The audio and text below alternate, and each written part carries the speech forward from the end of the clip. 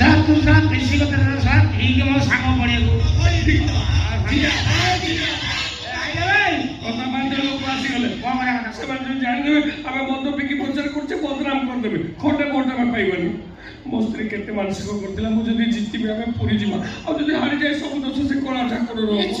କିଛି ହାରିବାର ଚାନ୍ସ ନାହିଁ। ସିଏ ପ୍ରଚାର କରିବେ ଆମେ ପ୍ରଚାର କରିବା ସିଏ ଲୋକଙ୍କୁ ବୁଝେଇବା ଆମେ ଲୋକଙ୍କୁ ବୁଝେଇବା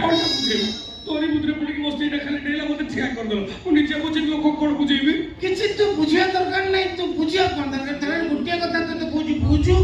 ଯୋଉମାନେ ରାଜନୀତି କରନ୍ତି ସେମାନେ କିଛି ବୁଝେନା ରାଜନୀତି କଣ ଜାଣିଛୁ ରାଜନୀତି ଆଉ କୂଟନୀତି ଭିତରେ ପ୍ରଭେଦ କଣ ଜାଣିଛୁ କିଛି ଜାଣିନି ପାଲଟା ରାଜନୀତି କରିବୁ ଶୁଣ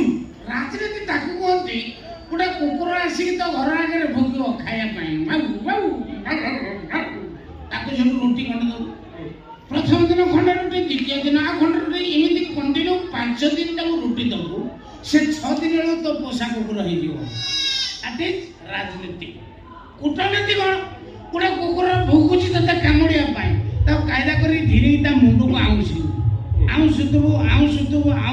ବାଁ ହାତରେ ଆଉଁସୁଥିବୁ ଡାହାଣ ହାତରେ ଠେଙ୍ଗା ଖୋଜୁଥିବୁ ଠେଙ୍ଗାଟା ପାଇଲା ପରେ କଷି ଦେବୁ ଏକ ପାହାଡ଼ ହେଇକି ପଳେଇବ ଦ୍ୟାଟ୍ ଇଜ୍ କୂଟନୀତି।